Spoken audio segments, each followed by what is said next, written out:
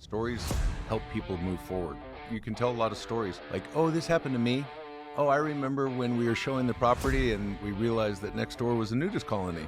And so we had a rooftop deck, and oh my God, that was awkward when we brought the families over, whatever. And you can, I do a lot of humor too. That will be the next case study. I bring in the nudist humor. colony.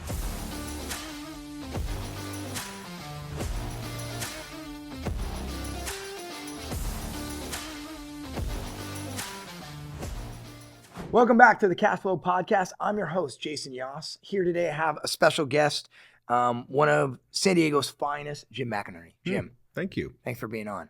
Thanks for having me. I got to be honest, you are a staple in the San Diego community. When I first got here from Orange County, I learned about your name, especially La Jolla Real Estate, and I'm so excited to have you on and pick your brain, years of your experience working in real estate communities. So good.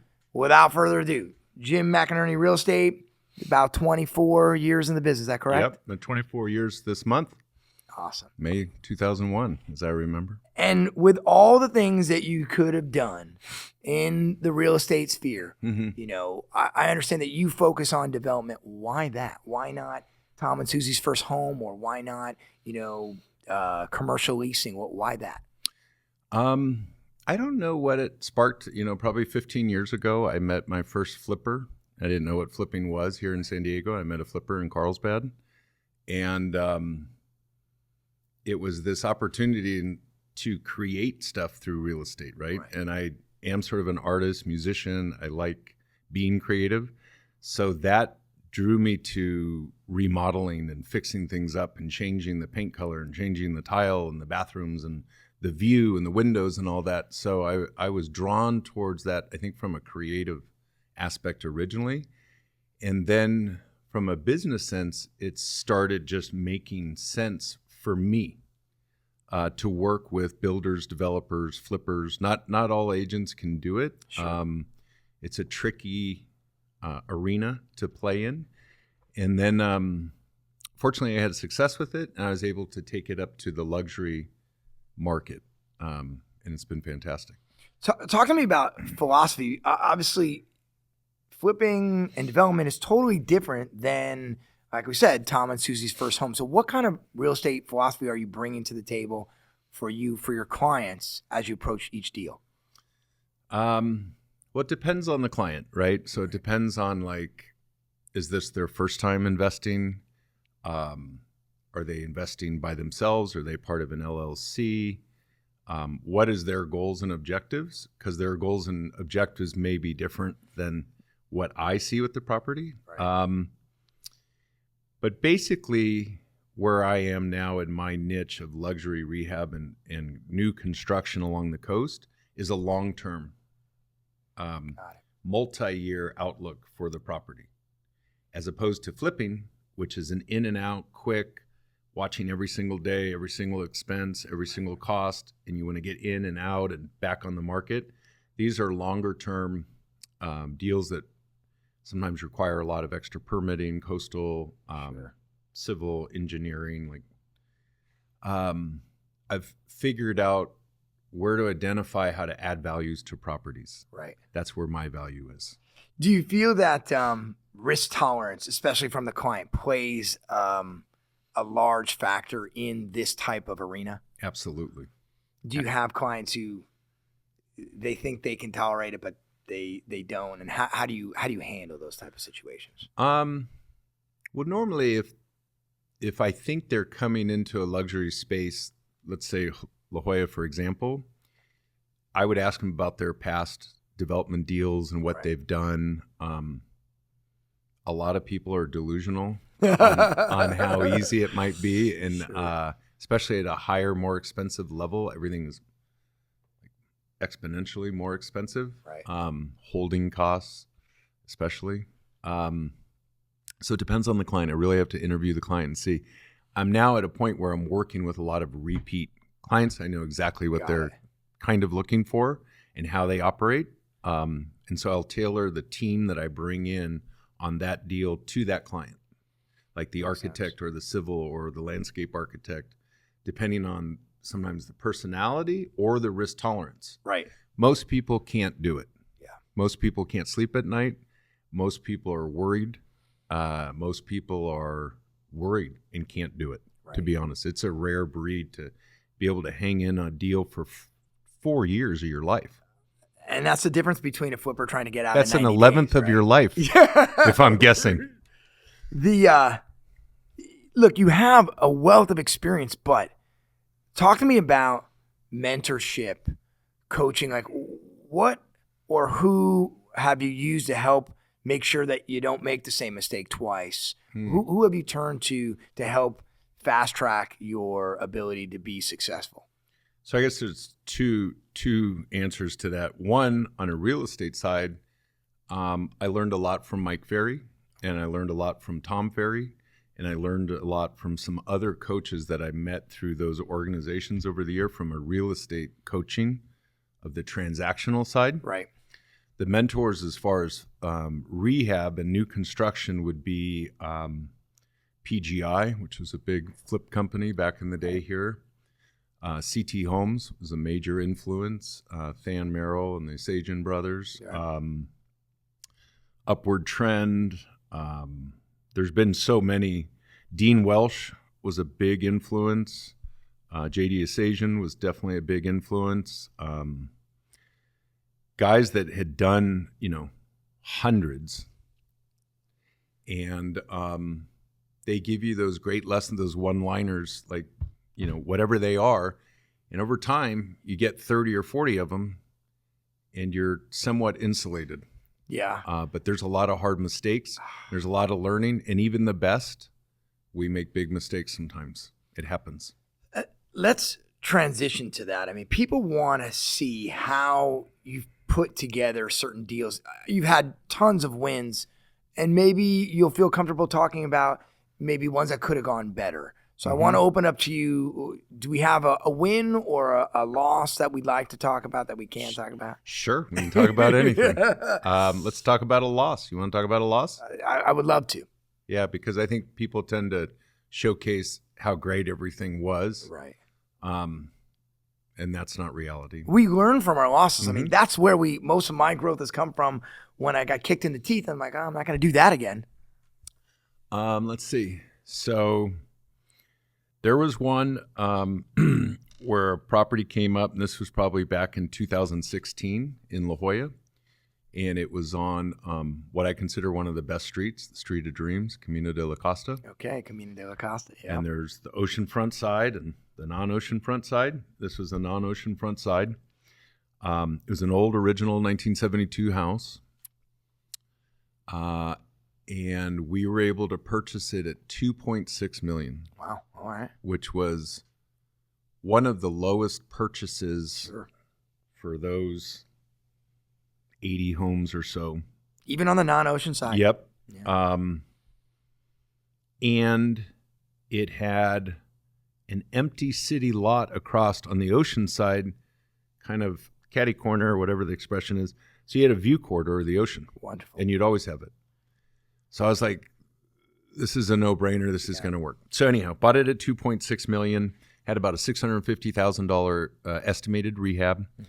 The contractor didn't turn out to be as good as we thought. It went over budget, but I made a critical mistake. And the critical mistake was not going through a full coastal development permit. Gotcha. We should have taken that little piece of gold on the best street in La Jolla and torn it down and started fresh. We should have spent the extra 8 months to get that permit.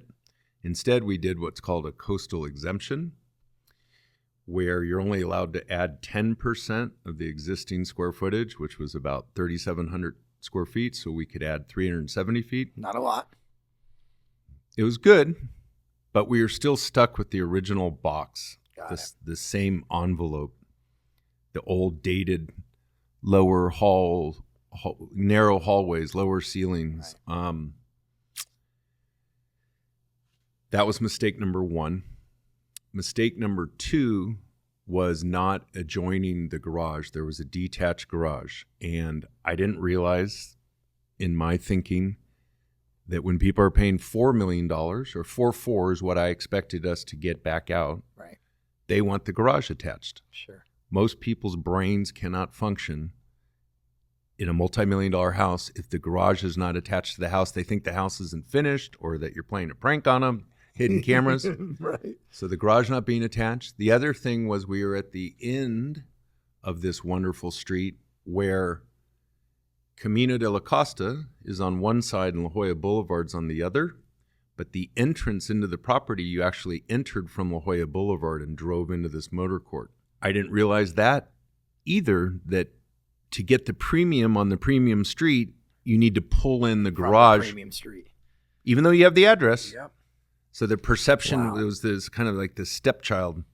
Those things really hurt it. It didn't sell. We got offers in the 4 millions, not the 4.4. So off on that mark by 400,000, 10%. Thankfully, COVID happened, and we were able to rent the property out for a profit for 4 years, and later sold it for $5.8 million 2 years ago. Right. The client made $1.5 million, but we were fortunate because we were able to rent it, and the market jumped dramatically. But I made some critical mistakes on that one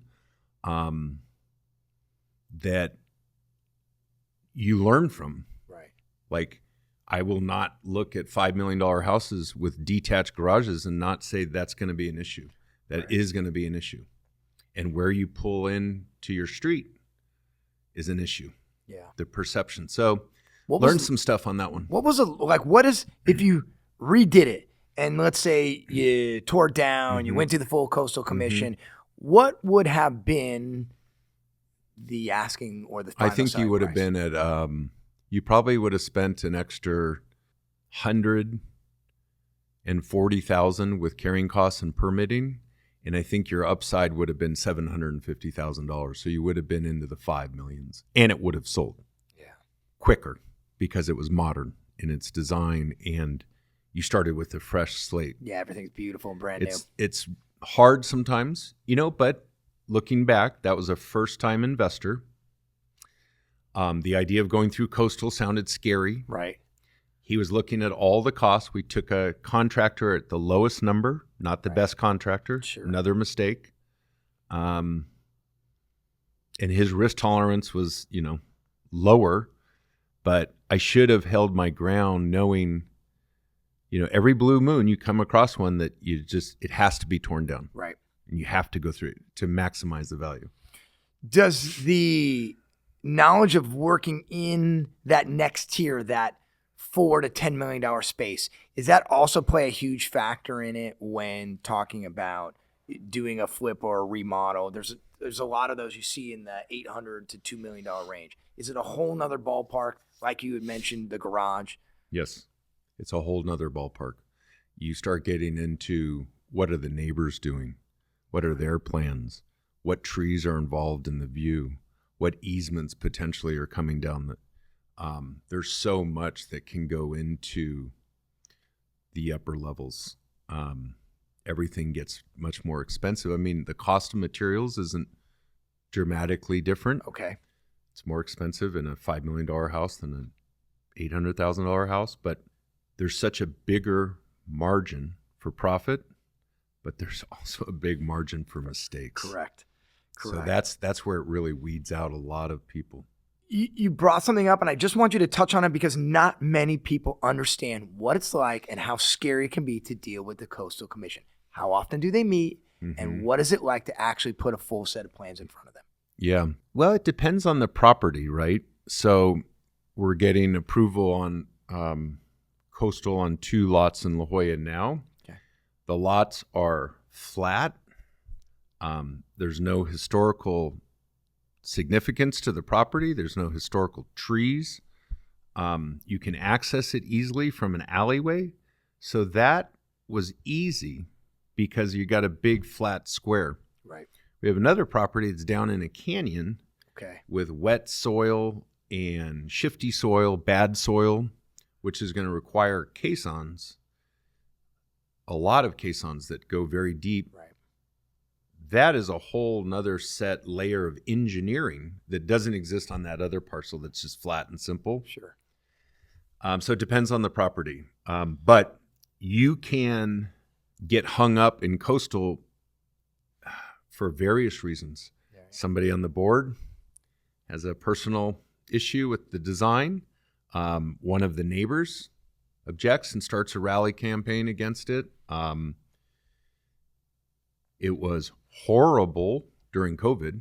Everything was horrible. All permitting was horrible. It's barely getting back to pre-COVID, but it is. But yeah, you start holding a property. Say you're buying a $4 or $5 million property, and your holding cost is, $15,000 a month.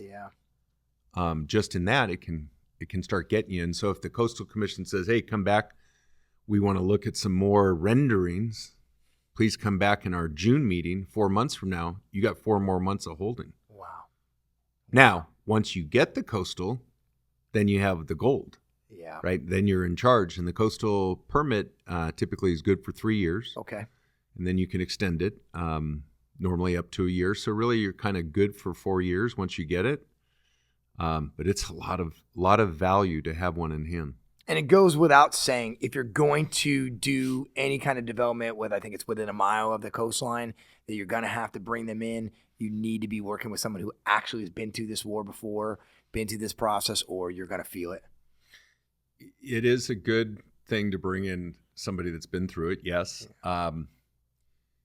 It's quite funny. Like, if you looked at the coastal map for La Jolla, it would look like a 3-year-old had drawn it with a crayon.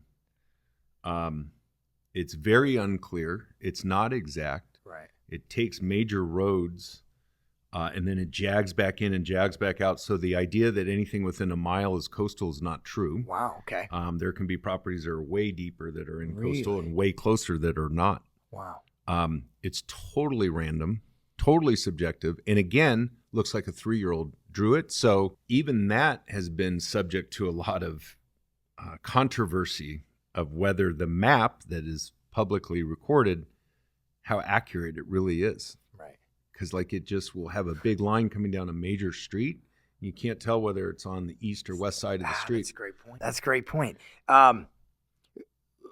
First of all, it's great information. Again, if you're not a developer in a beach community at a certain level, you may not understand this, let alone for flipping or rehab. I want to transition and I want to talk about some current projects and some wins, because you have such a deep bench of projects that you've done. Let's talk about ones that are going well or that did go well, have coming out or did go well. Yeah, sure. Let's talk about that. Well, there's one that I always think of. It was on Parkview Terrace in La Jolla. Nice.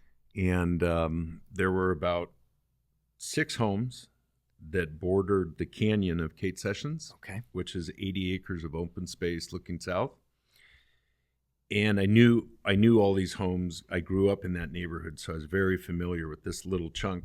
And I also believe that these homes had the best view in San Diego, looking south into Mexico and Coronado and the bays and everything. And then you had this unobstructed view because you had 80 acres of open space in front of you for hiking and all that. So anyhow, I heard through the grapevine that an agent got up at our REBA local meeting on Wednesdays and pitched a property on Parkview Terrace. And immediately I was down to 1 or 2 possibly that it could be, because I knew all those homes and the owners and da-da-da. Right. Called her. She said, yeah, it's listed at 1.9. I thought, great. I told her we're going to buy it. And I knew exactly which house it was. It was listed for $1.9 million. We purchased it $1.905,000, so we gave her an extra $5,000. Closed in 6 days. Nice. It was as is. It was an old lady that had lost her husband. And so we closed and let her stay in the house for 2 months free. Then we moved her down the street. Fortunately, we found a place just 20 houses away in the same neighborhood. Amazing. Helped her move. It was a hoarder's house, the husband. And so we were able to get all the stuff out. Anyhow, bought it at $1,905,000, spent about $1,540,000, had another $260,000 probably in financing, soft cost another $190,000. At the end of the day, we got $5,105,000. Wait, what? Yeah. And totally blew it out of the water. The highest comp in that neighborhood for Soledad South was 3.5 million. Yeah, wow. Leading into that. And we were going for like 4,995 is the number. And we got multiple offers and we got it to 5,105. So just shattered absolutely the neighborhood by $1.5 million, which was a big deal pre-COVID. Yeah. Now it doesn't sound like a big deal because there's weird stuff happening. But back then, to where the highest sale was 3.5, to try to break it by $1.5 million was insane. But I knew in my heart that was like literally the best view in, I think, La Jolla, and that somebody was going to see the premium value of having that 80 acres attached to your. So that was a huge win. The seller was happy. It worked out great for my clients. It was a fun project to work on. I bet. So that was a win. What did it, just real quick, what kind of design did you do that maximized that view? Especially taking from the older home. Raised the ceilings and put as much glass looking south as we could, basically. So there's a limit to how much glass you can put on a house because of Title 24 energy rules and regulations in California. But we put about as much glass as we could in the views. In the view area. Raised the ceiling, put a roof deck on, but did really kind of kept, I don't know that we added that much square footage. It ended up being a 6-bedroom, 6-bath, 4,700 square feet. Wow. Yeah, that was a neat one. It was a neat one too because obviously when you're doing bigger projects and you're doing them in wealthy neighborhoods, everybody has an opinion, and all the agents, the agents weigh in about where you're going to be able to sell it, and why is he doing that? It'll never sell above $4 million. Yeah, a lot of people told me that. Wow, so that was fun. And if you visited San Diego, if you've been in the La Jolla, PB area, and been to Kate Sessions, that's an amazing, amazing view, and to have a home right there. Oh, it's cool. What a win! What a win! We don't have tons of time, but I want to know if you have any other current projects going on that we can go over, because I'd love to. Sure. I think it's great. The neat one that we've got is called the Nautilus. So some older builders and developers, older than me, came to me and approached me privately and said, Jim, we've got this piece, do you have anybody? And I said, yes. And so we went and saw it. Ended up being a 2-acre piece in La Jolla, which is rare. On Nautilus, not too far from the ocean and the village. Just dirt. A lot of developers had tried to develop it over the years, going all the way back to 2003. Wow. So it's got a 22-year history. Anyhow, my client got it in 2020. So now we're in 2020. Maybe it's 2021. Now we're 4 years later. We have 2 coastal development permits and full building and grading permits for an 8,000 and a 6,200 square foot home. We've just hired the contractor for that, so we're going to start grading on that. And that is going to be a massive, huge project, a very public, everybody's going to see it because it's on a main thoroughfare in the village. So Nautilus is coming, and those are going to be 2 spectacular homes. When you talk about, risk and risk tolerance, holding a property of that value for that long, how easy is it to find a client that says, I got it? Not easy. Yeah. Not easy because... And what's that called? Like, do you regularly have a quarterly or monthly, like, here's where we are, here we're staying the course? And what do you do to make sure that tensions stay even keel? I definitely try to mediate with all the involved parties. I try to deflect some of the nonsense for my client. So I'll interact with the architects or civil or GCs or landscapers. Like I was out there yesterday hiring guys to do some brush clearing. The tension level, well, sometimes there's nothing. Yeah. So there are times where months go by and there's nothing happening because we're just sitting and waiting for the city. Right. And then there's stuff like now where we're getting multiple bids from GCs to do the project and reviewing that and interacting and emailing. So it's faster right this second. It takes a special, unique person to hang in to a real estate deal for 4 years. It does. I think you were bringing up a good point. And this is actually kind of, why I feel privileged to have you on and somebody who's been in the trenches like you are. It does take a special person to be able to ferry that transaction to its final destination. 100%. And talk to me about your approach. You have this wonderful necklace on. How are you able to stay even keel, stay grounded when you have millions of dollars and not just your money, clients' money on the table? And I'd like to wrap up with that type of background, though. Well, I mean, one thing I do, I exercise a lot. You look great, by the way. Oh, thank you. I exercise a lot, try to eat well so that those things are in line. You got to choose your battles and realize even though it seems horrible one day, you can wake up the next day and put things back together and move forward. You can't sweat the small stuff. And you got to be also very honest with your client.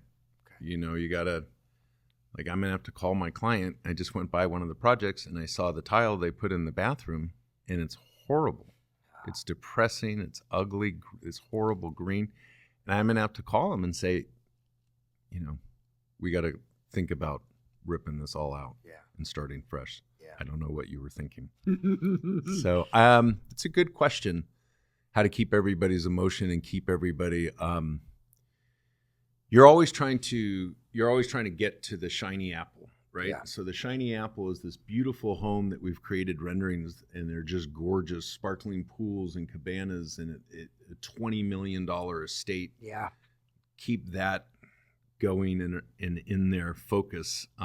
Remind them of monies that you made on other tough deals. I'll bring that up. Hey, remember on Vista Del Mar when we didn't think we were going to get the permit, and then we got that offer, and you made $1 million with almost doing nothing? You remember that?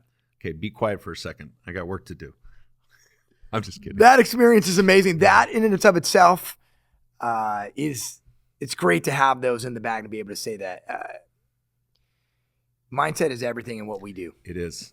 It is. And so how you described, don't sweat the small stuff, stay focused on the prize, especially, I can imagine you describing that and $20 million estate in La Jolla. Like, I have this vision already, so I'm assuming that someone who's invested with you, who's been part of that journey, is like, yeah, I can see it too. Yep. And you can tell a lot of stories. Stories help people move forward. Like, oh, this happened to me. Oh, I remember when we were showing the property and, we realized that next door was a nudist colony. And so we had a rooftop deck, and oh my God, that was awkward when we brought the families over, whatever. And I do a lot of humor too. That will be the next case study. I bring in the humor. Nudist colony one. Yeah. And I forget they do have that down there in La Jolla. Yeah. They have a Black little bit Beach. of that. That's right. That's right. Before I let you go, I comment on your necklace earlier that you got on for those watching. It's amazing. Talk to me about that and where you got it. And so this was a gift from a very dear friend of mine from Costa Rica, and it was pulled out of the ground on a dig site down there in the Punta Arenas area. We believe it to be pre-Columbian. It's a shaman head. Beautiful. It's all jade. He thinks from his research that it's about 4,500 years old. Wow. And when I was given, it was on an old piece of leather band with the original clay dirt was all over it. I had it cleaned and put a real chain in it. And I wear it every day. It gives me like peace and calm. Do you do strength? When you go visit Costa Rica, mm-hmm. do you do it for purely relaxation, or do you tend to find that you're doing work down there as well?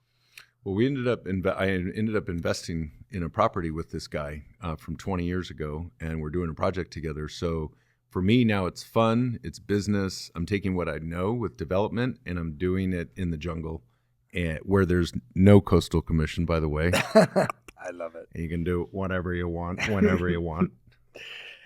Jim, yeah, thank you so much for being here. I appreciate it. All that you've experienced, all that you shared, all the experiences. I know our audience is going to get something out. For everybody else out there, thank you for tuning into the podcast CashFlow, where we talk about turning properties into profits. We'll see you next week.